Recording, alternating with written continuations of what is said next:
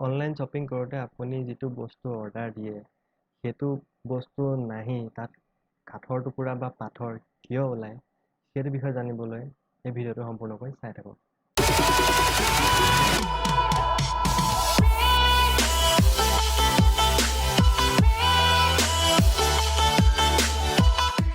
নমস্কাৰ, মই প্ৰিয়াংকুৱে আপোনালোকক মোৰ ইউটিউব চেনেললৈ স্বাগতম জনাইছোঁ। বহুবাৰ হয়তো আপুনি শুনিছে যে অনলাইন শ্বপিং কৰোঁতে অনলাইন কিবা এটা বস্তু আপুনি কিনোতে তাত অৰ্ডাৰ দিয়া বস্তুটো নাহি কিছুমান ভুৱা বস্তু আহে। যেনে তাত কিছুমান কাঠৰ টুকুৰা ওলায় বা পাথৰৰ টুকুৰা ওলায়। আৰু বহুবাৰ এনেকুৱা হয় যে অনলাইন পে'মেণ্টো কৰি দিয়ে বস্তুটো কিন্তু নাহে। এইটো কিয় হয়? ইয়াত 90% আপোনাৰ নিজৰ ভুলৰ বাবে হয় আৰু 10% ভুল যিটো অনলাইন শ্বপিং কোম্পানী বা যিখিনি কুৰিয়াৰ কোম্পানী আছে তেওঁলোকৰ গাত থাকে। ইয়াত 10% কুৰিয়াৰ কোম্পানী বা অনলাইন শ্বপিং কোম্পানীৰ গাত কি ভুল থাকে সেইটো প্ৰথমতে আমি জানি লওঁ।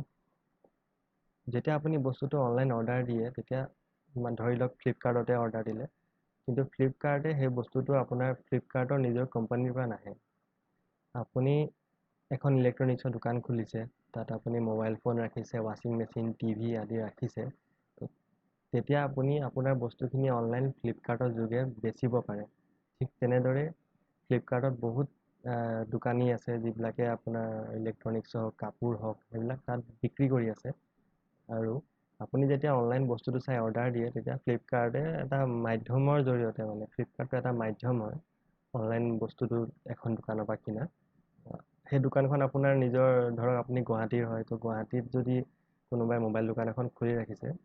তাত যদি সেই মোবাইলটো আছে আপুনি যদি ফ্লিপকাৰ্টত অৰ্ডাৰ কৰিলে আপুনি নিজে নাজানে ক'ৰ পৰা মোবাইলটো আহিব, হয়তো আপোনাৰ ঘৰৰ কিনাৰতে থকা দোকানখনৰ পৰাও সি আহিব পাৰে। আগতে এনেকুৱা কিছুমান ভুল হৈছিলে যে ফ্লিপকাৰ্টে যিকোনো দোকানীকে বস্তু বিকিবলৈ অনুমতি দি দিছিলে, কিন্তু আজিকালি ফ্লিপকাৰ্টেই হওক, এমেজনেই হওক,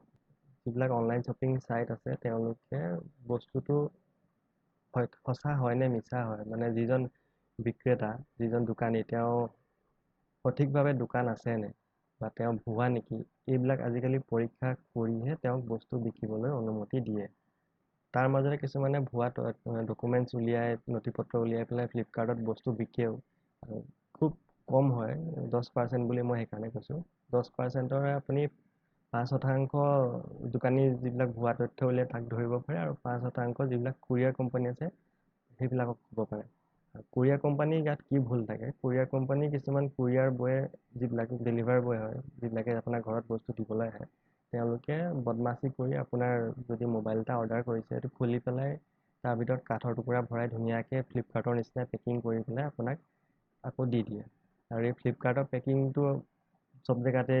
যিবিলাকত মানে কাৰ্টুন প্ৰিণ্টিং কৰে বা ষ্টিকাৰ প্ৰিণ্টিং কৰে তেওঁলোকে ধুনীয়াকৈ এনেকুৱা ফ্লিপকাৰ্টৰ পেকেটিং বনাই দি দিব।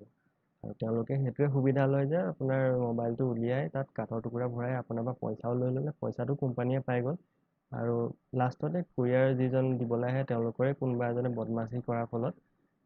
যিটো কোম্পানী অনলাইন কোম্পানীটো বদনাম হয় আৰু আপুনিও ঠগ খাবলগীয়া হয়। এইবিলাক ঠগন খোৱাৰ পৰা বাচিবলৈ আপুনি কি কৰিব?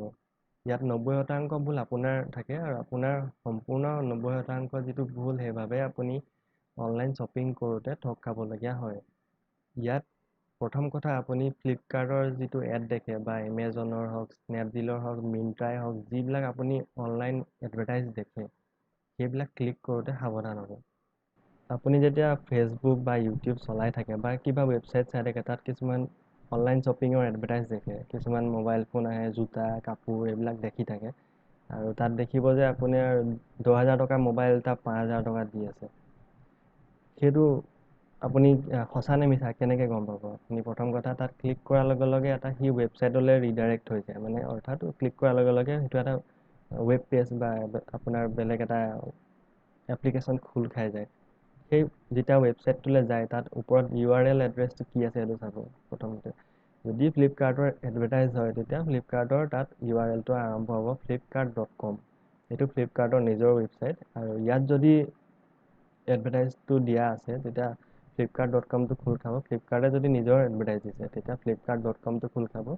আৰু যদি বেলেগে আপোনাক ঠগিবলৈ সেই এডভাৰটাইজটো তাত দেখুৱাই আছে তেতিয়াহ'লে আপোনাৰ তাত কিবা কিবি বেলেগ নামেৰে ৱেবছাইটটো আৰম্ভ হ'ব। ফ্লিপকাৰ্টৰ বেলেগ কোনো তেনেকুৱা URL নাই গোটেই ৱেবছাইটটো দেখিবলৈ ফ্লিপকাৰ্টৰ নিচিনাই হ'ব ফ্লিপকাৰ্টৰ ক্লোন কৰা বুলি কয় গোটেই যেনেকৈ ফ্লিপকাৰ্টত অফাৰ আছে আপুনি সমান্তৰালভাৱে ফ্লিপকাৰ্টৰ ৱেবছাইটটো খুলি চাব পাৰে একেই বস্তুখিনিয়ে দেখিব একেই অফাৰখিনিয়ে থাকিব কিন্তু যিকোনো এটা নিৰ্দিষ্ট বস্তু আপুনি ফ্লিপকাৰ্টৰ অৰিজিনেল ৱেবছাইটটোত চাব যে 10,000 টকা দেখুৱাই আছে আৰু এই ভুৱা ৱেবছাইটটোত 5,000 টকা দেখুৱাই থাকে আৰু আপুনি এইটোৱে নাজানে যে আপোনাৰ ৱেবছাইটটো যিটো খোল খাই আছে সেইটো সঁচা নে মিছা আৰু তেনেতে আপুনি ভুল কৰি পেলাই যে বস্তুটো অৰ্ডাৰ কৰি দিয়ে আৰু ভাবে ফ্লিপকাৰ্টত আপুনি অৰ্ডাৰ কৰিলে পিছত বস্তুটো আহে যদিও তাৰ ভিতৰত কাঠৰ টুকুৰা ওলায় বা খালী মোবাইলৰ কেচিংটো ওলায় কিছুমান পাথৰ ওলায় কিছুমান বস্তু নাহেও আৰু তাৰপিছত আপুনি যেতিয়া ফ্লিপকাৰ্ট বা এমেজনেই হওক যিটো কোম্পানীক আপুনি দুখ দিয়ে বা থানাত কেছ দিবলৈ যায় তেওঁলোকক অনলাইন কমপ্লেইন দিয়ে ফোন কৰি যোগাযোগ কৰে তেতিয়া তেওঁলোকে আপোনাৰ কোনো সমাধান কৰিব নোৱাৰে আৰু লাষ্টত এইটোৱে হয়গৈ যে আপুনি 5,000 টকাৰ মোবাইলটো কিনি আপুনি সম্পূৰ্ণৰূপে ঠগ খাবলগীয়া হয় আৰু এইটোৰ পৰা বাচিবলৈ প্ৰথম কথা পৰাপক্ষত এডখিনি ক্লিক নকৰিবই আৰু যদিও ক্লিক কৰে তেতিয়া চাব যে কোনটো ৱেবছাইট বা কোনটো মোবাইল এপ এইটো ক্লিক কৰাৰ লগে লগে খোল খাইছে দ্বিতীয়তে আপুনি যেতিয়া অনলাইন শ্বপিং কোম্পানী এটাৰ নিজৰ অফিচিয়েল ৱেবছাইটৰ পৰা বস্তু অৰ্ডাৰ কৰে তেতিয়াও কিছুমান সাৱধানতা ল'বলগীয়া হয় তাত যেতিয়া আপুনি বস্তুটো চাই অনলাইন যিটো ৱেবছাইট আছে যিটো নিৰ্দিষ্ট এটা কোম্পানী ধৰি লওক ফ্লিপকাৰ্টেই বা এমেজনেই হওক বা স্নেপডিলেই হওক তাত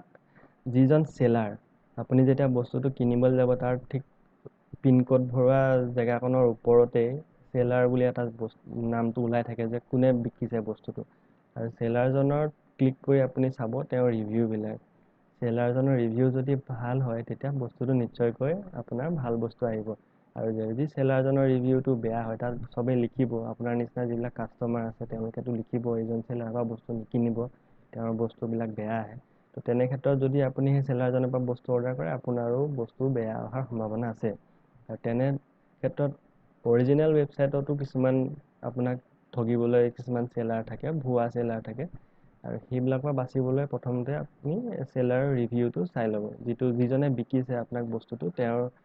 আপুনি যেনেকৈ বস্তুটো কিনাৰ আগত এটা প্ৰডাক্ট ৰিভিউ চাই তলত যিটো ৰিভিউ থাকে তাত বস্তুটো চলাই মানুহে কেনেকুৱা পাইছে তো এই একেটা বস্তুৱে তাত 10-12জনে বিকে আপুনি কোনজন দোকানীৰ পৰা বস্তুটো কিনিছে সেইটোও তাত চাবলগীয়া এটা বস্তু আৰু এই দুটা বস্তু যদি আপুনি সাৱধানতা লয় তেতিয়াহ'লে আপোনাৰ